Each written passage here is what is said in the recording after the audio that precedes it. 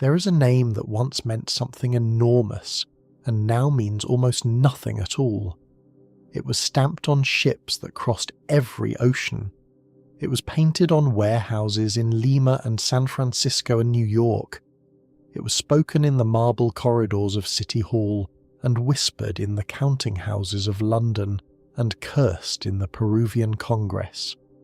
For a stretch of years, this name controlled a nation's railroads, a nation's silver, a nation's rubber, and a nation's debt. It belonged to a man who arrived in Peru with nothing but a clerk's handwriting and a refugee's hunger, and who died one of the wealthiest men in the Americas. And in the end, that same name would be dragged into a federal bankruptcy court in Delaware, buried beneath tens of thousands of lawsuits, its fortune consumed by a mineral it once sold as a miracle. But that ending is a long way off. To understand how a family corporation could rise from a famine ship and fall into a legal graveyard, you have to begin where the man himself began, not in America, where the poor Irish were supposed to go, but on the wrong side of a map entirely. Begin in 1846. Begin in Ireland, near the Cove of Cork, in the years when the potato had turned to black slime in the fields, and the country was dying by the hundreds of thousands.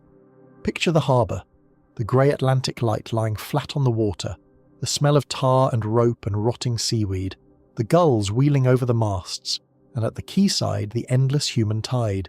Families in from the countryside with everything they owned tied in cloth, mothers clutching children too weak to cry, old men who would never see the far shore. This was the great emigration. 1 million and more would flee these years. 1 million and more would die in them. The ships that carried the survivors away were so crowded, so filthy, so deadly, that history remembers them by a single grim word: coffin ships. Somewhere in that crowd, the accounts differ on the precise year and the precise vessel, and any honest telling must admit as much, stood a young man not yet out of his teens. His name was William Russell Grace. He had been born in 1832, the son of a man of some standing, comfortable enough by Irish measure, but comfort in famine Ireland was a relative thing and a temporary one. He had ambition that his father's acres could not contain, and he had the one instinct that would define every year of the life to come. He did not go where the others were going. The great river of Irish emigration flowed west, to Boston, to New York, to the tenements and the dockyards and the labour gangs of the American cities, where an Irish surname would be a curse for 2 generations. That was the known road, the crowded road, the road of the desperate. Grace looked at that road and turned away from it. He set his face toward the far side of the world. He was bound for Peru. Hold that for a moment. Consider what that meant to a boy raised on the edge of Ireland. Peru was a name out of a storybook, a Spanish-speaking republic on the Pacific coast of South America, half a planet away, reachable only by rounding the terrible waters of Cape Horn, where the Atlantic and the Pacific tear at each other and ships go down with all hands. There were no Irish neighbourhoods waiting for him there, no parish priest who knew his family, no relatives to take him in.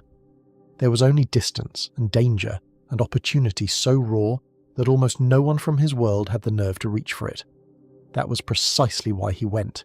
Here is the trait to hold on to through everything that follows, because it explains the man, and it explains the empire, and it even, in its way, explains the ruin at the end. William Russell Grace went where others did not dare.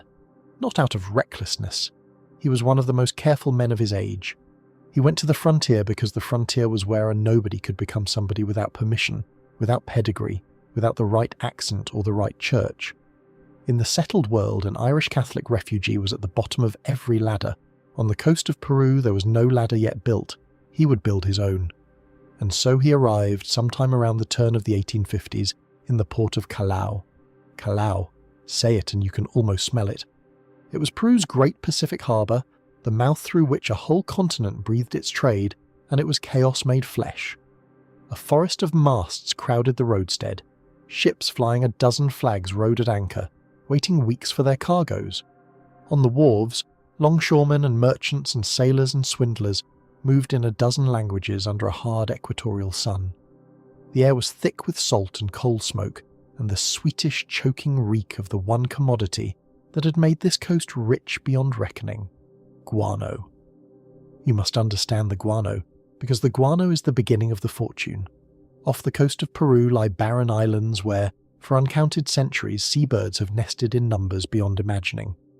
Their droppings had built up over the ages into vast deposits, mountains of the stuff, dozens of feet deep. And in the 19th century, the world discovered that this Peruvian guano was the finest natural fertilizer on Earth. The exhausted farmland of Europe and North America was crying out for it. Prices soared, fortunes were made, ships came from every corner of the globe to fill their holds with it, and the government of Peru grew fat on the trade, and Callao became one of the busiest ports in the southern hemisphere.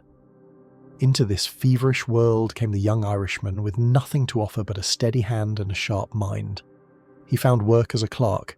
The firm was John Bryce and Company, ship chandlers, the merchants who supplied vessels with everything they needed to survive a voyage: rope, canvas, salt beef, biscuit, water, lamp oil, nails, tools. It was unglamorous work. It was the humblest rung of the harbour economy. And it put Grace exactly where he needed to be, at the precise point where the ships met the shore, where every captain's need became someone's profit. Most clerks would have kept the books and drawn the wages and waited for a slow promotion. Grace looked at the harbour and saw a problem no one had bothered to solve. The guano fleets were losing money by the day, and it was the harbour's own fault. A ship might arrive at the Guano Islands, or wait in the crowded roadstead, and find that it needed to come all the way into port simply to take on provisions, to buy the food and rope and supplies it required. Coming into port meant delay. Delay meant days, sometimes weeks, of dead time, of a captain paying his crew to sit idle while the ship went nowhere. Time on the water is money in its purest form, and it was being wasted by the shipload. So Grace did something that in hindsight looks obvious, and at the time was a stroke of quiet genius. He brought the store to the ships. The idea was simple. Rather than force the fleets to dock, he positioned a supply vessel out where the fleets already were, anchored off the coast near the guano harvesters, floating in the middle of the traffic. A ship in need could pull alongside and buy everything it wanted without ever losing a day. It was a chandlery that came to you, a general store that floated. The fleets loved it because it saved them time and money. Grace loved it because it captured a stream of trade that his competitors, tethered to their warehouses on shore, could never touch. That floating store made him. Sources place him as a partner in the firm by around 1852. Still a young man, still a foreigner, still an Irish Catholic in a Spanish Catholic land where he was an outsider twice over, and already a partner in the house that had first hired him as a clerk. In 1854, the firm reorganised under a name that told the world what had happened: Bryce, Grace and Company, his name on the door, and in time it would become Grace Brothers and Company, for he brought his own kin into the business. Most importantly, a younger brother named Michael, who would matter enormously later when the family reached for an entire nation. But the guano was only the doorway. What Grace built behind that door was something far larger and far more durable than a floating grocery for seabird dropping fleets. He built a web. He supplied the miners who dug the nitrate, the mineral wealth of the desert coast, the raw material of fertilizer and ominously of explosives that would soon send nations to war over the barren lands where it lay. He supplied the guano exporters. He moved cargoes. He extended credit. He learned the coast the way a sailor learns weather, until he understood the flow of every commodity, the reliability of every partner, the leverage in every contract, and he married into it, into Peruvian commerce, binding himself by blood and interest to the country that was making him rich, so that he was no longer merely a foreign merchant passing through, but a man with roots sunk deep in the soil of the Peruvian economy. They came to have a name for him later, when his power over that economy had grown to something no single man was ever supposed to hold: the Pirate of Peru. By 1865, William Russell Grace was a rich man. Sit with that. He had left a starving island as a teenager, sailed to the far side of the earth into a country where he had nothing and knew no one, and in little more than a decade he had made a fortune from the floor up. Most men would have stopped. Most men would have settled into the comfortable life of a wealthy Callao merchant, tended the business, enjoyed the money, and let their sons carry it on. Grace boarded a steamer for New York, and here again is the man entire, because he did not go to New York to retire, and he did not go to escape Peru. He went to extend it. He understood something that most of his rivals never grasped, that a fortune anchored to a single coast was a fortune at the mercy of that coast. What he wanted was a machine that spanned oceans. New York would become the northern hinge of a great triangle, a trading network binding Europe, the United States, and Peru, moving goods and money and credit between three continents, so that Grace stood at the center of the flow and took his portion of everything that passed. He founded W.R. Grace & Company in New York as the commercial correspondent for his South American empire, the counting house at the top of the world that would coordinate the whole design. He treated continents as stepping stones. That is not a flourish. It is the plain description of how the man moved through the world. Ireland to Peru, Peru to New York, each leap made from a position of strength, each new continent a platform for reaching the next. Where other men saw an ocean as an ending, Grace saw a bridge, and he built his life on the far side of every water that was supposed to stop him. And the boy who had fled the coffin ships was now a merchant prince, and he was only halfway to the summit. Because in the New York he'd come to, a stranger thing than any guano fortune was about to unfold. This Irish Catholic immigrant, this outsider twice over, this man his enemies would sneer at as a foreigner who had bought his way into the country's affairs. This man was going to be elected mayor of the greatest city in the United States. Not once, twice. The first Catholic ever to hold the office. The first man born on Irish soil to govern New York. The Protestant establishment that had run the city for generations was appalled. In the campaigns against him, they reached for the insult that carried everything they feared about him: his money, his mysterious South American power, his foreignness, his ties to a nation half a world away. They called him the Peruvian candidate. They meant it as a slur.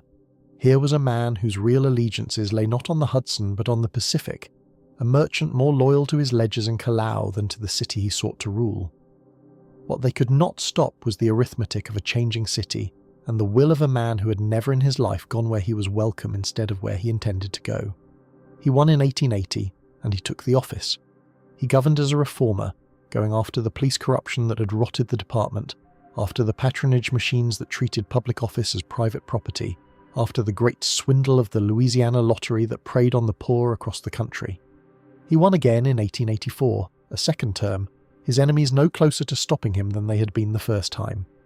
And in 1886, in one of those details that seems too neat for history to have arranged, it fell to Mayor William Russell Grace of New York, the famine boy, the Peruvian candidate, the Irish Catholic outsider, to accept, on behalf of the American people, a gift from the people of France, a statue, a woman of copper and iron holding a torch above the harbour, meant to stand for the very idea that had carried him across the world: liberty, lighting the way for those who arrive with nothing. But even as he stood at the peak of his political life in New York, the true centre of the Grace power was shifting back to where it had begun, back to Peru, where the family was about to reach for something no private company had any business holding. Not a floating store, not a chandlery, not a fleet, a nation's debt, a nation's railways, a nation's silver and rubber and land, and the deal that would deliver all of it into the hands of W.R. Grace & Company was already being drawn up. He got it. The Grace contract, signed in 1890, handed the family what no private firm had any right to hold: the external debt of an entire nation, cancelled in exchange for the arteries of that nation's body. the railways that climb the Andes, the right to work the silver, access to the guano still left on the islands, to the rubber bleeding out of the jungle, to millions of acres of Peruvian land. A country that had bankrupted itself fighting a war had mortgaged its future to the house that a famine boy built. And for a time it worked exactly as the founder intended, a machine that turned continents into stepping stones, coordinated from that counting house at the top of the world. Then, in 1904, the machine lost the mind that ran it. William Russell Grace died in New York in his 72nd year. He had crossed an ocean in the hold of a coffin ship and ended his life as a merchant prince and twice mayor of the greatest city on the continent. He left behind a fortune, a fleet, a contract with a sovereign nation, and a name stamped on ledgers from Callao to the Hudson. What he could not leave behind was the thing that had built all of it. The instinct, the nerve, the particular hunger of a man who had gone where he was not welcome and taken what he was not offered. That died with him. Everything else passed to his sons and his grandsons. And here is the quiet tragedy at the centre of this whole story, the one the family would spend a century failing to understand. They inherited a corporation. They thought they had inherited a vision. They were not stupid men. They were competent, educated, well-married, well-connected. They ran the ships and honoured the contracts and grew the balance sheet. But not one of them had crossed an ocean with nothing. Not one of them had built a floating store to feed a fleet nobody else could reach. They had been born on the far side of every water their grandfather had to swim, and it made them careful where he had been daring, and it made them managers where he had been a founder. They did what careful managers do. They diversified. At first, it looked like nothing but progress. The Grace name went up on passenger liners, Grace Lines, white ships carrying tourists and cargo down the same Pacific coast the old man had first sailed as a clerk. It went up on the side of airplanes, Pan American Grace Airways, Panagra, threading the Andes from the sky, a chauffeur route through the very mountains the Grace contract had bought the railways to cross. It was glamorous. It was modern. It was, in the language of the boardroom, forward-looking, and every step of it carried the family 1 inch further from the thing that had made them, because a shipping line and an airline and a chemical plant have nothing in common except a name on the letterhead, and a name is not a compass. By the middle of the century, the transformation was nearly complete. The trading house that William Russell Grace had built to move guano and nitrate and credit across 3 continents was becoming something its founder would not have recognised. A conglomerate, a portfolio, a collection of businesses assembled not because they belonged together, but because they could be bought. And in 1945, the man who would preside over that transformation for the next half-century took the wheel. Joseph Peter Grace Jr., grandson of the founder. Born in 1913, a full 9 years after the old man was in the ground, so that he inherited the empire the way one inherits a portrait of an ancestor, as an heirloom, not a living thing. He would run the company for 48 years, longer than his grandfather had lived in America. And under J. Peter Grace, the diversification became a doctrine. Chemicals, catalysts, construction products, specialty compounds with names no one outside the industry could pronounce, fireproofing sold into the walls of schools and offices under the trade name Monocote. The company that had been a bridge between continents became a supplier to the physical fabric of American life. Inside the walls, above the ceilings, in the insulation, in the places no one ever looks.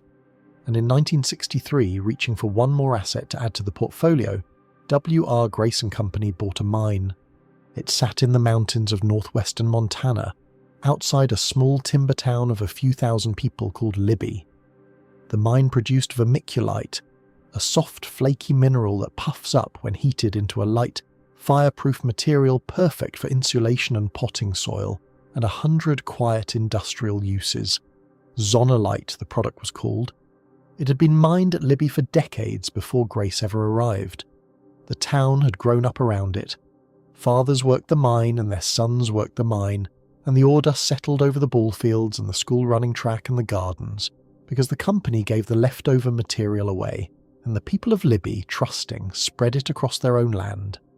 The vermiculite was not the problem. The vermiculite was harmless.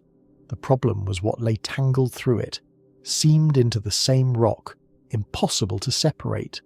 A form of asbestos called tremolite. And here the story turns from carelessness into something colder, because tremolite is not the ordinary asbestos of the insurance ads. Tremolite fibres are shaped, under a microscope, like darts. Microscopic, needle-sharp, and when they are breathed in they do not simply coat the lungs, they pierce them. They drive into the pleural lining, the delicate membrane around the lung, and they lodge there, and the body cannot expel them, and around each buried dart the tissue calcifies and inflames and slowly, over 20 and 30 and 40 years, turns to scar and stone. There is a cancer that grows almost nowhere in the human body except from this, mesothelioma. It is a death sentence written in a hand so slow that a man can breathe the dose at 25 and not feel the blade until he is 60. The people of Libby breathed it for decades, in the mine, in the mill, in the dust that blew off the tailings and hung over the town, in the gardens where they had spread the free ore. Wives who never set foot in the mine breathed it out of their husbands' work clothes when they shook them out to wash. Children breathed it playing in piles of it. And the company that owned the mine, did it know? It knew. Internal company reports. That is where the answer lives, and it is not ambiguous, and it is not a matter of interpretation. By 1965, 2 years after Grace bought the mine, the company's own records identified employees with what the reports called abnormal chests. The x-rays were reading like a warning siren. The men were getting sick in a pattern, and the pattern had a name, and the men who ran the company had access to every page of it. And they kept the mine open. They kept it open for another 25 years. Operations continued. Ore continued to flow out of the ground and dust continued to blow over the town, and the internal knowledge of what that dust was doing to human lungs was managed the way a corporation manages a liability. Quietly, on paper, out of sight of the people whose chests were showing up abnormal on the film. Now hold that against the public face of the man who ran it. Because in the very years the evidence was mounting inside his own files, J. Peter Grace was one of the most celebrated executives in America. In 1982, President Ronald Reagan appointed him to lead a national commission to root out waste in the federal government. The Grace Commission, it was called, bearing the founder's name into the halls of Washington, the way that name had once been carried into the mayor's office in New York. J. Peter Grace stood before the country as a scourge of inefficiency, a crusader for accountability. He told his commissioners to hunt down government waste like, his phrase, tireless bloodhounds. Tireless bloodhounds, sniffing out the smallest failure of stewardship in the public accounts. And in Libby, Montana, the company that bore his name and his family's name was sitting on the knowledge that its own product was a death sentence, and it was saying nothing, and the people of that town were breathing darts into their lungs and burying their fathers, and would soon begin burying each other. That is the gap. Tireless bloodhounds for the waste of public money. Silence for the waste of human lungs. The two things ran side by side, in the same decade, out of the same office, under the same name. And the name, that name William Russell Grace had earned crossing an ocean with nothing, that name he had made a byword for arrival and for liberty lighting the way, that name was now attached to the slow, deliberate poisoning of an American town. The mine finally closed in 1990. J. Peter Grace stepped down as chairman in 1992, after 48 years, and died in 1995. And for a few years the whole thing sat quiet, the way tremolite sits quiet in the lung, buried, calcifying, waiting. Then, in 1999, the government came to Libby. The Environmental Protection Agency sent investigators into that small Montana town and began, for the first time, to count. What they found did not look like an industrial accident. It looked like a massacre with a 40-year fuse. The soil was contaminated. The attics were contaminated. The gardens, the school track, the ball fields are contaminated, and the people. The EPA and the years that followed would document the toll, and the numbers do not read like statistics because they belong to one small town where everyone knew everyone. At least 400 people dead. More than 2,400 diagnosed with asbestos-related disease, asbestosis, mesothelioma, the calcified stone-hard lungs of tremolite exposure, in a town that had never held more than a few thousand souls, whole families, neighbours who had spread the frior across their own yards with their own hands, trusting the company, and had been planting their own graves. The reckoning, when it came as a flood. Not one lawsuit, not 100. Over 129,000 personal injury claims from Libby and from every other place the company's asbestos products had gone. The schools with the monocote in the ceilings, the factories, the workers, the families. The empire William Russell Grace built to move the wealth of continents was drowning in the wreckage of its own product. And on the 2nd of April, 2001, W.R. Grace & Company did the only thing left to do. It went into a courtroom in Delaware and filed for bankruptcy. Chapter 11. The Famine Boys' counting house, the house that had held a nation's debt and railways and silver and rubber, walked into a federal court and declared that it could not pay for what it had done. What followed was a decade in the dark. The bankruptcy dragged on year after year, tens of thousands of claims measured against a fortune that could never cover them. And in 2009, the criminal case finally reached a jury, the company and 3 of its former executives, charged with knowingly endangering the people of Libby. This was the moment the survivors had waited a lifetime for, the reckoning. The verdict that would finally name what had been done to them. The jury acquitted them, all of them, not guilty, and there it is, the anticlimax that indicts harder than any conviction could. After 40 years of abnormal chests on the X-ray film, after a town's worth of graves, after a mine kept open a quarter-century past the first warning, the machinery of justice ground through the evidence and produced almost nothing. No one went to prison. No one was held to answer in a cell. In Libby, the fury was total and it was helpless. Gayla Benefield, a local woman who had lost her own parents to the dust and had spent years dragging the truth of her town into the light, said what everyone in Libby felt. They have gotten away with murder. The company crawled out of bankruptcy at last on the 3rd of February 2014, 13 years after it went in. And the thing that emerged was not William Russell Grace's empire. It was the shell of it. Stripped of the shipping line, stripped of the airline, stripped of the legacy that had carried the name across a century. Sold off, spun off, gone. What remained was a chemical company yoked to a single, permanent obligation. A trust, established by the court to pay the victims for as long as the victims kept dying, funded to start with $3 billion and climbing toward $4. The last great asset the House of Grace owned was not a fortune. It was its own liability. The final ledger of a family that had turned continents into stepping stones balanced out to this, a fund to compensate the dead. The name endures. You can still find it. W.R. Grace. But no longer on the white hull of a liner sliding down the Pacific coast. No longer on the side of an airplane threading the Andes. No longer in the mayor's office or on the debt papers of a sovereign nation. You find it now almost exclusively in one place, in court filings, in the docket, in the paperwork of a trust that exists to answer for the town in Montana. The name William Russell Grace, made a byword for arrival, became, in the end, a byword for liability.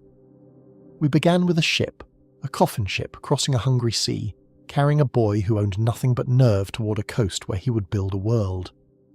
And it is a ship the mind returns to at the end, arriving in a harbour, because that was the whole shape of the man, the ocean as a bridge, the far shore as a platform, the appetite that never once asked whether it should reach, only whether it could.